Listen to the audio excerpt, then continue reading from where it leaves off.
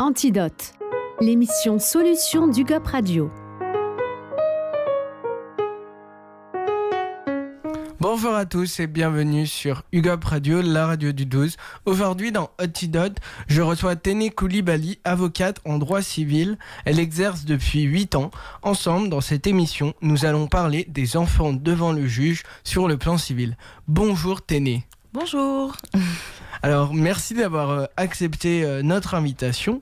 Pour commencer, qui êtes-vous en dehors de la robe d'avocate ? J'aime beaucoup cette question. Alors, en dehors de la robe, je suis une trentenaire qui a grandi à Paris, dans le 19e, et qui habite désormais en Île-de-France. Voilà, je suis 8e d'une famille de 10 enfants. Je suis d'origine malienne et voilà.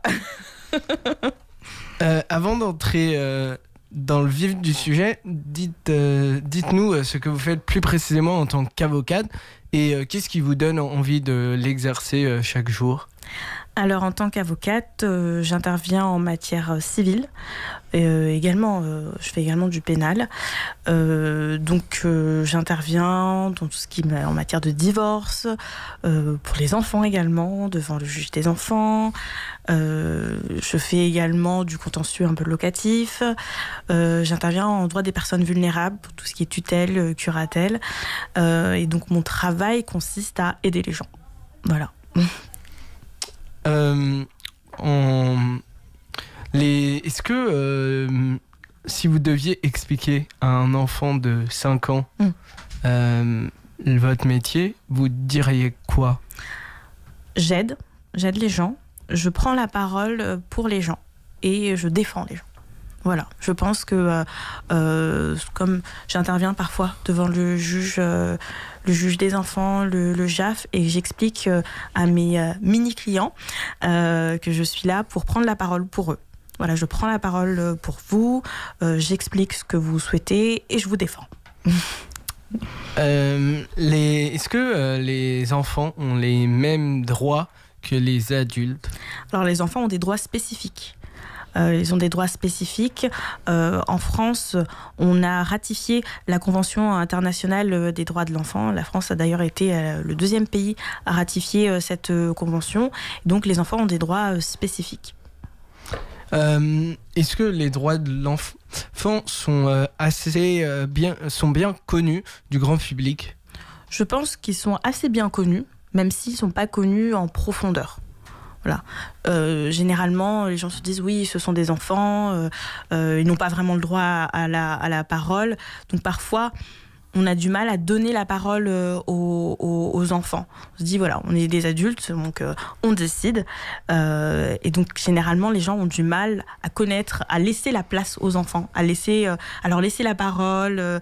Et ils se disent voilà, ce ne sont pas des adultes, donc ils n'ont pas le droit à la parole, ils n'ont pas leur place, alors que non, les enfants ont le droit à la parole et ont le droit d'être entendus et de faire valoir leurs droits. Mais comme vous le dites, à partir de quel âge peut-il être entendu par un juge ? Alors, généralement, on me dit, voilà, l'âge, il faut que l'enfant ait un certain discernement. On parle parfois de 7 ans, l'âge de raison. Généralement, voilà, mes clients ont... quand ils doivent être entendus, en tout cas quand ils souhaitent être entendus, généralement ils ont 7 ans. Mais on regarde vraiment en fonction de la maturité de l'enfant. Parce que parfois on a des enfants qui ont plus de 7 ans, mais qui n'ont pas eu cette maturité pour être entendus. Donc vraiment c'est en fonction de l'enfant, en fonction de la maturité de l'enfant. Mais généralement c'est à partir de 7 ans. Est-ce que un enfant peut avoir son propre avocat ? Oui. Oui. Un enfant peut avoir son propre avocat. Il ne faut pas hésiter à appeler le tribunal quand on a un contentieux et qu'un enfant est impliqué. Un enfant peut avoir son propre avocat. Moi, je suis au barreau du Val-de-Marne et on a même une commission pour les mineurs et donc on a des désignations en ce qui concerne les enfants pour tous les contentieux. Donc oui, un enfant peut avoir un avocat. un enfant peut avoir un avocat. Donc, est-ce qu'il y a des avocats spécialisés pour les enfants ? Oui. Il y a des avocats spécialisés pour les enfants parce que tous les avocats ne connaissent pas le contentieux lié aux mineurs. Donc oui, effectivement, on a des avocats qui sont spécialisés, qui suivent des formations spécifiques concernant les enfants, les mineurs. Donc oui, on a des avocats vraiment qui sont spécialisés, qui savent comment s'adresser aux enfants, quels sont les droits des enfants, qu'est-ce qu'on peut faire, quelles sont les marges de manœuvre, où est-ce qu'on peut accompagner les enfants, et vraiment pour les conseiller au mieux. C'est ça, être confronté à la justice, ça laisse des traces ? Parfois, oui. Quels peuvent être les impacts psychologiques sur un enfant ? Beaucoup de stress. Beaucoup de stress. Moi, c'est ce que j'ai constaté lorsque j'ai accompagné des enfants. Parfois, c'est un peu stressant. C'est un univers qu'ils ne connaissent pas. Ils n'ont pas l'habitude, et heureusement, de venir devant les tribunaux. Parfois, certains ont malheureusement l'habitude, mais beaucoup de stress, même quand on revient, même quand c'est la 3e fois et que c'est le même juge, on sent qu'il y a un peu de stress. Donc, c'est vrai que l'impact, c'est surtout du stress. Parfois, ils somatisent. Les jours avant l'audience, on voit que le comportement change, qu'ils ne dorment pas très bien. Donc c'est vrai que c'est pas anodin. C'est pas anodin de se présenter devant un juge. C'est la raison pour laquelle moi j'aime bien quand je dois accompagner un enfant, j'aime bien le voir en amont, à mon cabinet. Où on discute et j'essaie de le rassurer. On essaie au mieux de les rassurer, de leur expliquer qu'est-ce qui va se passer, quelles sont les questions qu'on va poser, et donc voir les enfants en amont. Voilà, ça permet de pas dissiper entièrement le stress, mais en tout cas l'amoindrir. Comment la justice s'adapte-t-elle pour que les enfants soient entendus sans être brusqués ? Donc là, on parle plutôt pendant le jugement, on va dire. Parfois, on entend les enfants à part. Par exemple, au barreau du Val-de-Marne, au tribunal de Créteil, il y a une psychologue. Une psychologue qui peut entendre l'enfant avant l'audience. Donc, il ne se retrouve pas devant plusieurs juges ou dans un grand bureau, simplement avec, en tout cas là, c'est une psychologue, et discuter un petit peu de la situation. Parfois, il peut être entendu par le membre d'une association. Donc, c'est tout de suite un peu moins effrayant de parler à une psychologue ou aux membres d'une association, toujours avec l'avocat, dans une plus petite salle. On ne porte pas nos robes, moi je porte ma robe, mais il n'y a pas de robe, il n'y a pas de juge, donc c'est beaucoup moins stressant. Vous pouvez aller faire un tour au tribunal de Créteil. Devant le juge des enfants, on a plein d'affiches, plein de jouets. On a également des salles spécifiques, parfois au commissariat, pour entendre les enfants dans un cadre beaucoup moins stressant, avec des jouets, avec des couleurs, et pour que la situation, et en tout cas pour que l'audition, l'entretien soit beaucoup moins stressant. Donc ça peut être des audiences publiques ? Généralement, c'est pas public. Généralement, on essaie d'éviter, et on peut même parfois, quand c'est par exemple pour les affaires pour le pénal, généralement, quand ça concerne un mineur, il y a le huis clos qui est sollicité. Donc au pénal, il peut avoir un huis clos, et au civil, on essaie vraiment de faire en sorte que ça se passe bien. Même les bureaux des juges des enfants sont souvent avec plein d'affiches, plein de couleurs. Donc on essaie vraiment de faire en sorte que ce soit pas aussi stressant, pas austère. Voilà.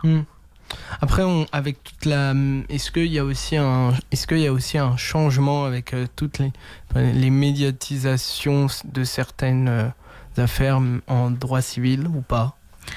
En droit civil, pas trop. En droit civil, on essaie toujours de protéger les enfants, même au pénal. Puis au pénal, c'est un petit peu plus particulier. Mais dans la société, et même avec le temps, on essaie vraiment de laisser une place à l'enfant. Donc, si changement il y a, c'est vraiment laisser plus de place à l'enfant, laisser plus de place à la parole de l'enfant. C'est surtout ça que j'ai constaté comme changement, même si on a des choses qui restent en place et qui existent depuis des années, mais surtout, le changement principal, c'est laisser plus de place à la parole de l'enfant. Dans les autres pays européens ou dans le monde, est-ce que la justice française, elle est plus clémente ? Sur le plan civil ? Sur le plan civil. Alors, sur le plan civil, on a vraiment des situations qui diffèrent notamment concernant là où l'enfant va, par exemple, dans le cadre d'un divorce, chez qui l'enfant va habiter. Par exemple, j'ai cru comprendre qu'au Japon, c'était très compliqué pour les papas d'obtenir la garde. En tout cas, que la résidence soit fixée chez le papa. C'est vrai qu'on a notamment dans le cadre des divorces, des législations qui diffèrent par rapport à la France. Est-ce que, une fois la décision rendue pour l'enfant sur le plan civil, qu'est-ce qui se passe ? Alors, concernant quand ça se passe devant le JAF, la décision, elle est, entre guillemets, simplement notifiée. Devant le juge des enfants, la décision, elle est également notifiée, mais parfois, le juge des enfants met en place un accompagnement éducatif pour aider la famille, pour aider l'enfant. Donc, on peut avoir des associations qui sont désignées, des éducateurs qui sont également désignés. On peut également avoir des rendez-vous annuels avec le juge pour voir si la situation de l'enfant a évolué, discuter avec ses éducateurs. Donc, par exemple, devant le juge des enfants, il peut vraiment avoir des suites et un suivi régulier de l'enfant avec des adultes référents qui prennent des nouvelles régulièrement de l'enfant, de la famille. On peut même également mettre en place des enquêtes sociales. Des enquêtes sociales pour s'assurer, en tout cas dans la continuité, que tout se passe bien dans la famille. Parce que c'est vrai que devant le JAF, on peut également avoir des enquêtes sociales, mais quand la décision est rendue, la décision est rendue. Devant le juge des enfants, on a un suivi beaucoup plus approfondi. Le suivi, il peut être de combien de temps ?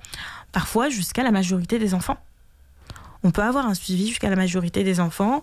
Le suivi s'arrête lorsqu'on estime que l'enfant et la famille n'a plus de difficultés, ou en tout cas, il n'y a plus de danger, ou que l'enfant est majeur, donc le suivi s'arrête. On peut également avoir des suivis qui continuent même avec des contrats jeunes majeurs jusqu'à 21 ans. Donc le suivi, il s'arrête lorsque l'on estime que la famille, l'enfant, n'en a plus besoin. Et à quel moment, dans quelle situation on estime qu'ils en ont plus besoin ?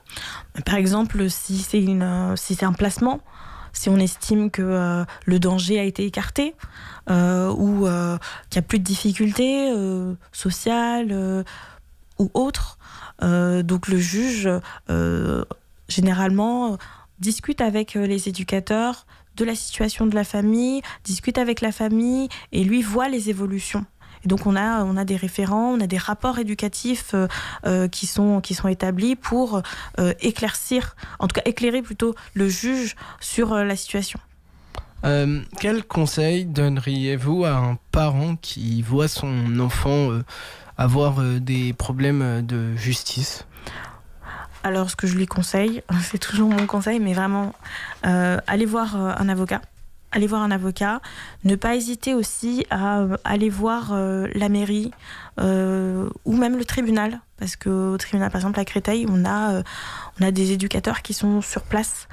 Donc, prendre rendez-vous avec les différentes associations pour discuter. Saisir le juge des enfants, par exemple. Un parent peut saisir le juge des enfants lorsqu'il constate que son enfant a des difficultés. Un parent peut de lui-même solliciter de l'aide. Donc, aller voir un avocat, saisir le juge des enfants, aller voir une association. Il y a vraiment plein de possibilités. Et est-ce que est-ce que vous sentez une hésitation des parents ou il y a une totale liberté? Ils ont une totale liberté et C'est sûr qu'on a des hésitations des parents parce que on est confronté à la justice. On est confronté à la justice, on est face à un juge, on a un petit peu peur. Parfois, les parents ont peur qu'on place leurs enfants. Donc, ils sont un peu réticents. Donc oui, on a une certaine crainte des parents, mais si vous constatez que votre enfant a des difficultés,